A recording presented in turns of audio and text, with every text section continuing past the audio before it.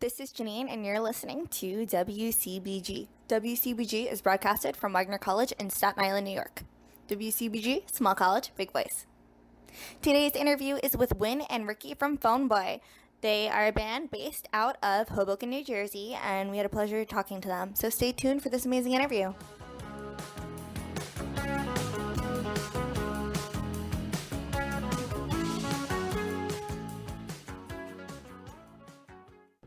Hello? Hi, this is Jeanine. Hey.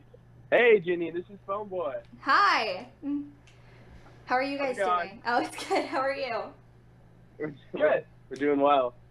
So, can you please introduce yourselves for our listeners and tell me a fun fact about you? What's going on? We're Phoneboy. My name is Wyn. A fun fact about me. I am a vegetarian. And has always been. Wow, that's so fun. I guess I could think of a funner one. You go. My name's Ricky. I sing and play guitar for Phoneboy. And what is a fun fact about me? I've never been skiing. I've never been snowboarding. I don't know. No, me neither. Okay. That's a not fun fact. Yeah, but it's fact. Neither of us have been out of the country. No, I've been to Canada. Oh, yeah. Damn. Well, I've never been out of the country. If you wanted another fun fact. I don't know. So, where are you guys from? So we're missing James right now. James is our bassist. This is me and James are from San Francisco, and Ricky's from Tom's River. Yep. Where the Jersey Shore is. Jersey Shore. He's actually on the first few seasons. Yeah, no. I wish. We were really based out of Hoboken, because we go to Stevens. So we've been playing shows around, Hoboken, Jersey City, New York. And so that's mainly where we play around. But, we have a big fan base in, where Wyn's from, San Francisco, where I'm from, Tom's River. And, basically all over the country, honestly. It's pretty cool. Awesome. Yeah, it's a good time. Yeah. We're making a lot of connections, meeting a lot of other bands and artists. Yeah. I didn't realize how big, the scene was in New Jersey until we actually got into it. For sure. Yeah. Sure. We play gigs in, Ewing and Trenton and stuff, at other colleges. We're playing a gig in Syracuse this semester. It's very exciting. Yeah. How'd you guys become a group? Well, me and Wyn go to the same school, obviously. We both go to Stevens, and I met him one of the first days of school, but I didn't talk to him. I don't know, I had a guitar, and he came up to me, and he's like, "Oh, you play guitar? That's sick. What do you listen to?" And we listened to some of the same things, and we wanted to go to a show together and stuff. And he always asked me to jam first semester of freshman year, and I never said yes because I don't know, I just didn't expect to find anyone to jam with. And then we met at a rush event for a fraternity, and we're both in that fraternity now, which is funny. But we went back to Wyn's dorm after, and we started jamming, and I realized he was better than me. And I was like, oh my God, it's incredible. And we played the same way and stuff and all this stuff. Yeah, and just basically since jamming, it was always us writing music together. We just always bounced chord progressions and melodies. We started writing music some of the first few days we hung out. Yeah. That was in what, January? February? 2018? Yeah. Yeah. And so we wrote stuff, and we were ready to record, and my buddy James from home, he goes to Fordham, he plays bass for us. I was like, yo, you're going to school in New York, you should come jam with us. And we did, and it was a perfect fit. So now we have James in the band. He couldn't be here tonight, unfortunately. Yeah, it just worked immediately. We got really lucky finding each other, honestly. Wyn writes the choruses, I write the verses, and James writes the best bass lines you could ever ask for. So yeah. Okay, so what's your writing process like? One of us will probably come to each other with an idea. I remember one time it was 3 in the morning, and I was playing guitar in my apartment, and I called Wyn, and I was like, yo, listen to this, and I just played it over the phone, and he's like, all right, let's meet up right now. And went to a park at 3 in the morning and started writing the song, and right away when he sent me that, he sent me a voice memo of the progression of the song that'll be on our EP coming up soon. Yeah. Right away, I had a melody for it. It was just Meant to be. Right, Ricky? Yeah. Yeah. Yeah, usually it's like a riff. Usually it's a guitar riff that starts it, and then like we'll put some lyrics that we've written in the past like on that riff, and it'll just most of the time it'll work. And a lot of the times we pull old ideas and make them into completely different ones, which I think is awesome. Yeah. Okay, my next question for you is, what's your favorite lyric or riff that you've ever written? Ooh. Are you first? Okay. On 1987 in the bridge, we have this really, really corny line. It's I just want my lips to taste. I just want my lips to taste like you. I guess I don't really know it too well. That's probably my favorite lyric, just because it's screamable. Yeah, it's screamable, and it's just like so generic, but kind of in like a beautiful way, in my opinion. Yeah. What's my favorite riff or thing? Let me think really quick. The Super Bowl. Oh yeah, it's not out. It's not out, but I'll say it anyway.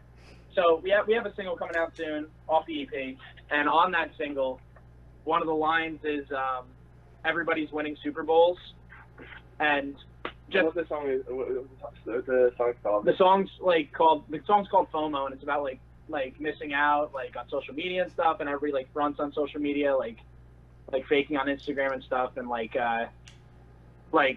you see everybody on Instagram like they're having the time of their lives, and like you're here and you're just like, I don't know, like life is not going that great, like you know. Right. And so like you look at Instagram, and it's like everybody's winning Super Bowls. It's like how happy everybody looks, and like I don't know. I think that's my favorite line from the song. One of our favorite lines. Who told me about the pageant chief line? I like that one. Oh yeah, like in the same verse, like I think that's my favorite verse I've ever written, or we ever written actually. Tell them so it's right after that. It's pageant teeth and business risky after pictures dipped in whiskey, which is like, you know, like how Instagram posts look like posting like pictures from like frat parties, and like you're all dressed up and you're so happy, and like you get a little drunk, and like and like everyone just looks like they're having such a great time. Like everyone looks like they're having a great time, and like, you know, but everybody's already got their own problems to deal with, and I feel like it's just a really relatable line, and like just a relatable song overall. Nice. Yeah, for sure. Okay, so that leads to my next question, which is, what's your favorite venue that you've played in? Ooh, that's a good one. Venue. What's Sienna's? I'd say well, I'll take that as our favorite gig. You can Okay. Nice. Oh, 4333. That's yours? Yeah, it's in Rowan. These kids who, right? It's in Yeah, Rowan, right? yeah. Just put on these like shows. It's sick.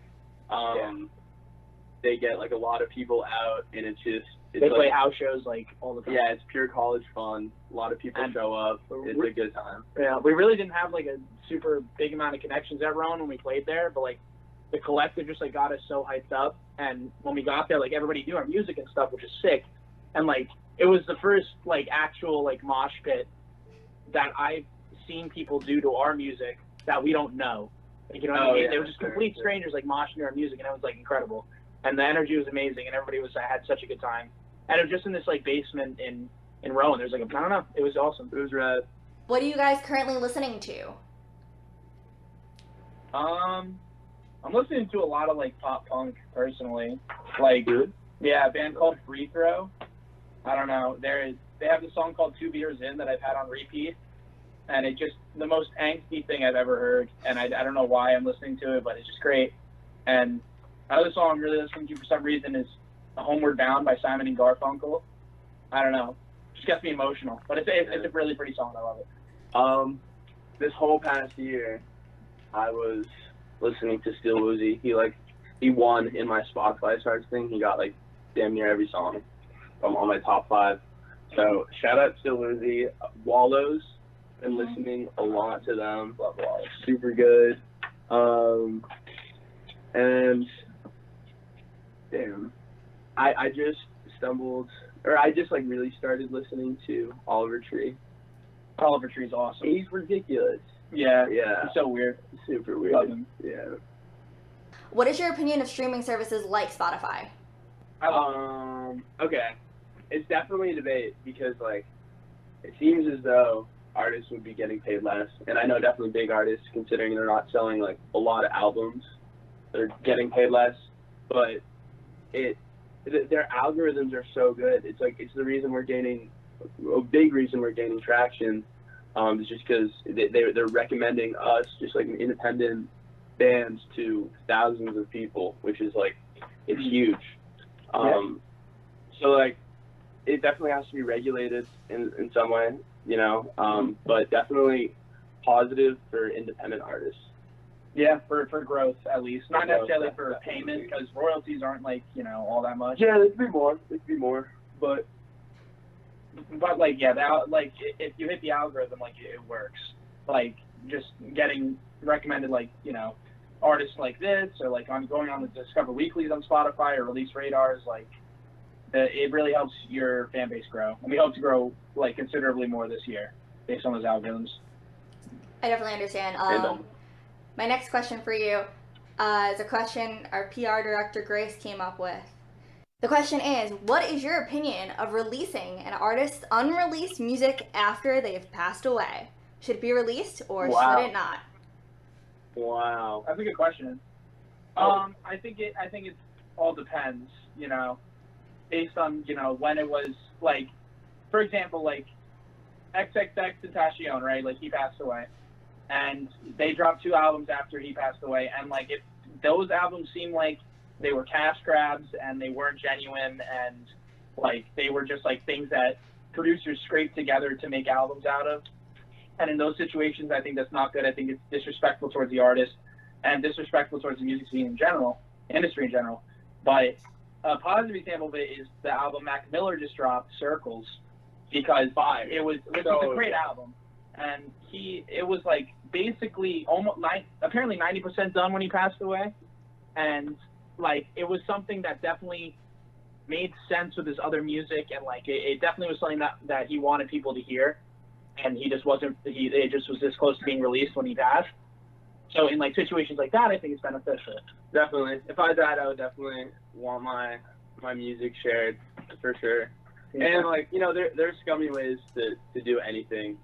So like even if I don't have a completely full album and my family's like, all right, maybe we can make some money, you know, if we were that big, like, you know, like, go for it, do it. Yeah, I guess. Yeah.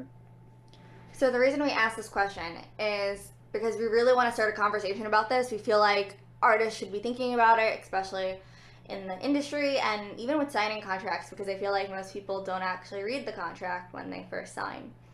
And we want it to kind of be this discussed thing because, like, at the end of the day, like, obviously as a fan you want to hear the music, but at the same time, would the artists have been happy with this release? Yeah, I feel like that's an interesting point because, like, you're right, a lot of people probably don't read the contracts fully, and like posthumous releases are like something that's really not really, you know, thought about.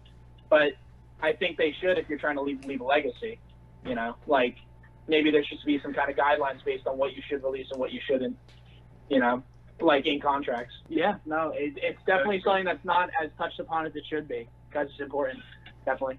Dang. I want you to describe your sound for me in 3 words. All right, you go first. You go first in this one. Oh, in 3 words. You can both use 3 words, or you can just collectively come up with 3. Doesn't matter. Well, I think if we pool together, we can use 6 words. Yeah, because Is pooling allowed? Sure.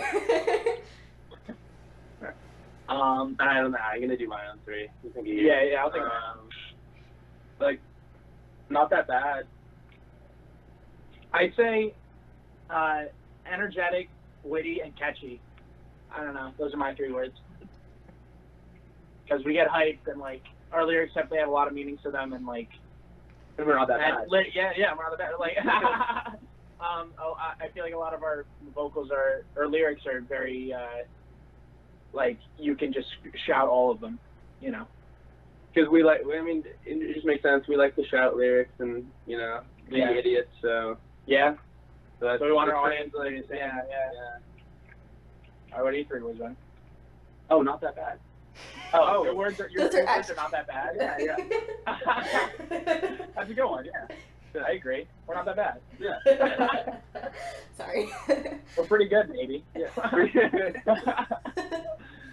Okay, what do you do when you're not writing music?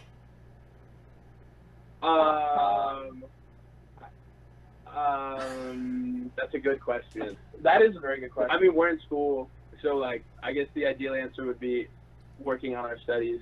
Yeah, but that's not ideal, and nor is it true. No, yeah. We passed classes. We play video games. play video games. You know, we hang out at the frat house. Because we're in a fraternity. I can't say too much, but I have a startup I'm working on with a couple other guys. So we're entrepreneurs over here at Phoneboy as well. Oh yeah, we also are businessmen. Absolutely. Wyn has an idea that he has an idea to make a pill. Whoa. Okay. He has an idea to make a pill that that embodies, like, it gives you the symptoms of like the cold. So you take it for like an hour or two, so that when you wake up, like, you can pop the pill and be like, hey mom, like like I'm not feeling too hot, I'm gonna skip class. And your mom's like, all right, and then you're like fine, like at like 10. Yeah, so what we'll do is we'll just establish connections in each of the schools. Initially in like the Hoboken, Hudson County area, we'll get dealers, and then we'll take it from there. We're trying to branch out from the northeast seaboard all the way to England, and it wasn't working in Florida. Florida is not the demographic for it. Don't ask me why. But that's enough. Yeah, that's enough about that one. Yeah. Also, we like to go apple bowling. Apple bowling is fun. Apple bowling is fantastic. On our campus, there's this huge hill in the middle of campus that goes all the way down to like one of the streets in Hoboken. So we like to we took apples from the dining hall, and we like to throw them down and like roll them like bowling and try to get them into the sewer grate all the way at the end. And to this day, I don't think a single person has. I've hit the metal grate, but like the metal part of it, but it hasn't gone in. Yeah. But to be clear, we take the bruised apples that no one else would take, just to. Of course, we don't waste food. We wouldn't want wasted food. Yeah. Yes. We are environmentalists. We are, and it's gonna be a bigger thing coming up. We want to like take a stance at some point. we were joking. I'm not joking now. Before, it'll be a thing. Maybe we'll have like we're trying to do some like merch that like say like 40% of it, half of it goes to like saving the bees and like other environment stuff. We need to save the reef. Yeah, for sure. What was the question? Oh, we also like to go on like unquestionably long rants like this. It's just the ADHD. It's really the ADHD. Yeah. You guys are in school. What's your major? I'm a quantitative finance major. Which is like, it sounds fancy, but it's just like computers, programming mixed with money, and that's what I do. I don't know. And so James, our bassist, studies economics and math, right? Yeah. It's like similar to like what Ricky's doing. And then I study music and technology. Nice. Our only music major in the band. Music major. You also mentioned video games. What type of video games do you play? I just rediscovered this app. It's called Pocket Tanks. Really fun game. Highly recommend it. It's a turn-based game. You get multiple different weapons to shoot at the other tank. You can play one player. You can set your difficulty from 1 to 10 against a bot. You can play 2-player, which is passing the phone. You can play over Wi-Fi, and they either have online connectivity. Wow, it sounds like everything you could need in a game. Everything you could need in a game. That's incredible. So Pocket Tanks, really fun. Yeah. I play. I don't know. I play Nazi Zombies, and no, I do not play Fortnite, Luis. But I play. Our photo guy just walked in. Oh. Say hi to the people, Luis. Hey. Yeah. You play Fortnite. Yeah, no, I play Fortnite occasionally. Apex, Call of Duty. Yeah, a lot of shooting games, and they're The regular ones. Yeah, the regular ones. Pocket Tanks. Pocket Tanks. You know. Yeah. Pocket Tanks. Yeah. Yeah. Yeah, that's mainly it. What artists influence you guys to make better music? I don't really think we draw any influence from any artist whatsoever. What the hell are you doing? So wait, so what are our biggest influences? Yeah. You can go first. Okay, well, it started when I probably in like middle school. Blink-182 Oh yeah. hit me hard. I think that's where I get a lot of my hook writing from. I just listened to them on repeat for years and years. Other ones, Ricky. We both are huge fans of this band called Remo Drive. Remo Drive is fire. Yeah.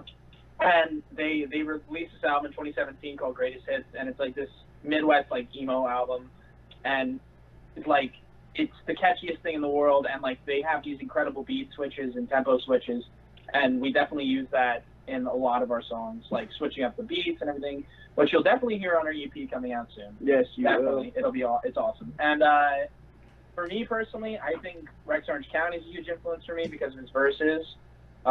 Like he writes about like very specific instances, and like he fits a lot of words into a very short amount of time, and that's how I like to write my verses.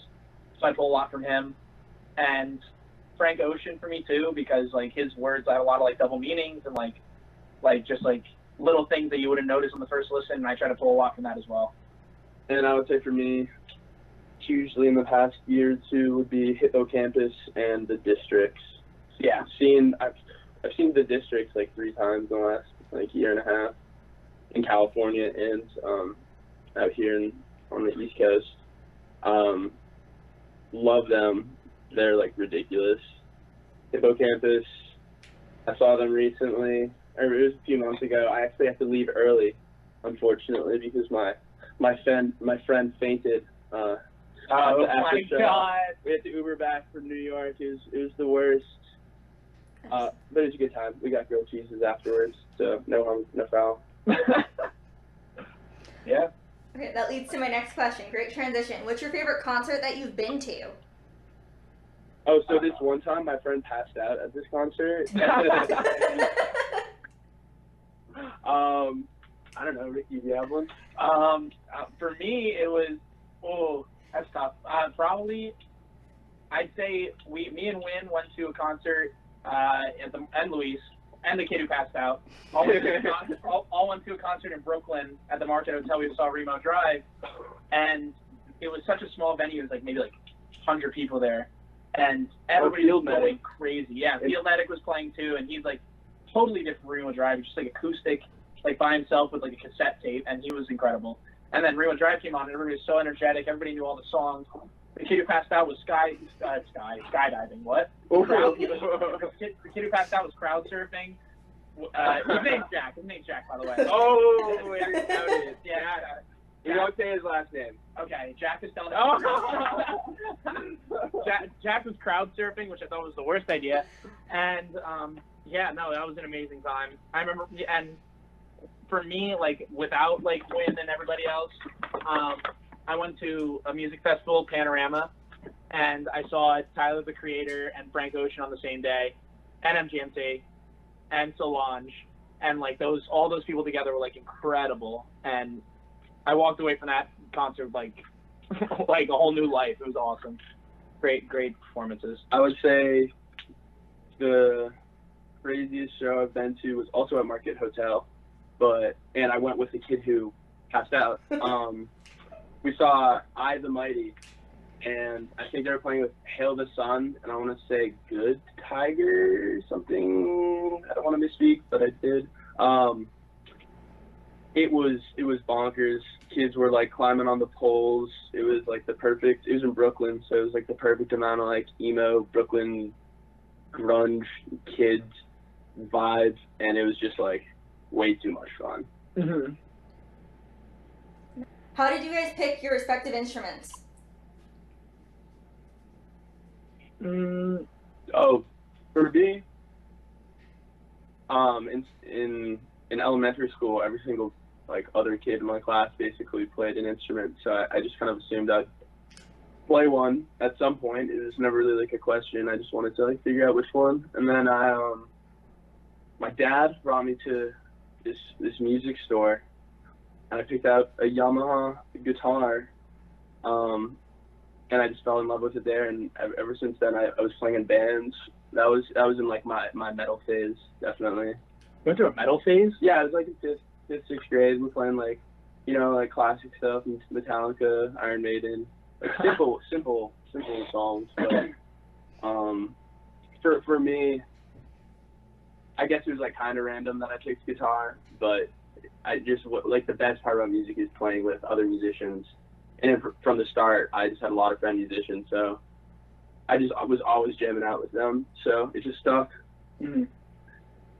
For me, my mom taught me how to play the 12 string when I was like in elementary school at some point. Like she taught me just like simple chords, and then I just like kept playing and like, and then I started taking lessons in middle school, and I started playing viola too. That was a good time.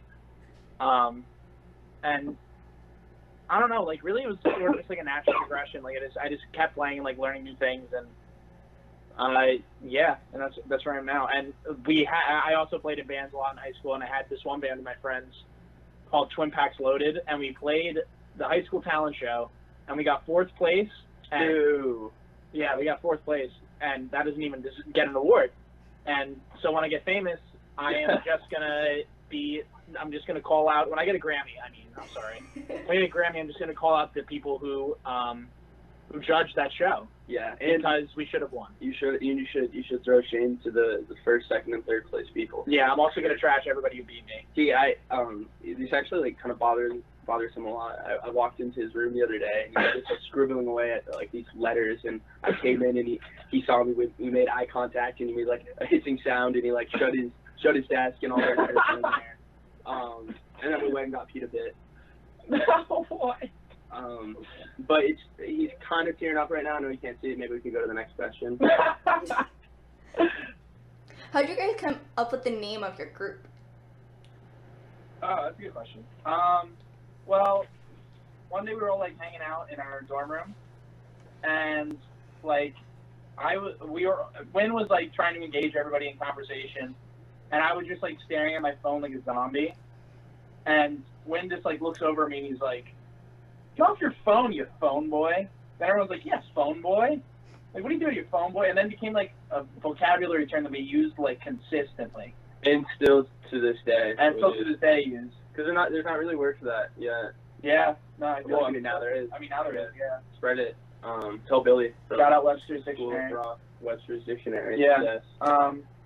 And then, so we started using that for like, 6 months? And then six months go by, and we're ready to release music, our first song, and we were on my roof. We were just having a sesh, just hanging out, and someone just was like, "Hey, why don't we just use Phoneboy?" I think it was Luis, our photographer and arts man, and I think the name's actually etched in on the roof. It is with the date. Of my apartment with the date. Sentimental. Cute. Yeah. What's the weirdest question you've ever been asked in an interview? I feel like there was I think one of the most interesting questions we ever been asked about the posthumous release stuff. I thought that was pretty cool. Oh, thanks. That you asked us. But other than we also had an interview. We had an interview with people from TCNJ. Okay. And they asked us a weird question at the end. Was it about flavors? Yeah, or something like that. Dang, it's online somewhere. Yeah, something about music and flavors, and I guess we don't really have an answer for you for that. Okay. We'll let you know next time once we do countless more interviews, hopefully. Okay, so we have a question that we asked everyone at our freshman orientation this year, and the question is, if you can be any utensil in the kitchen, what would you be and why? Any utensil in the kitchen? Yes. I feel like me and my friends addressed this at one point. But, what was I? I think I was a spatula.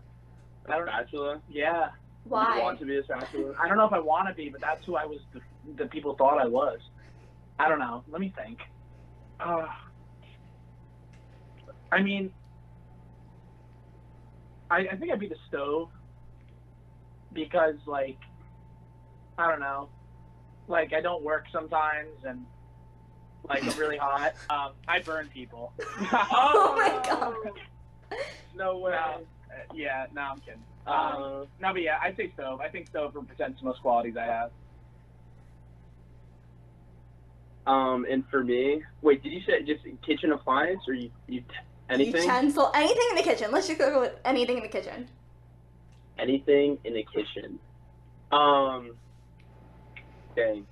Probably in those like really nice kitchens, they have the second oven. I'd probably be the second one, below it, because that one actually does. Although it's classified as the second oven, it does more work than the first one usually. You mean like the convection oven? No. Oh, like the Is that double what that hung is? oven. Okay. Yeah, the double home. The second. But I'd be the second tier in the double home. Okay. Oven. Does that make sense? Sure. So my last question for you, because I don't want to keep you guys too long, is what are your plans for the new decade of 2020? Ooh. New decade.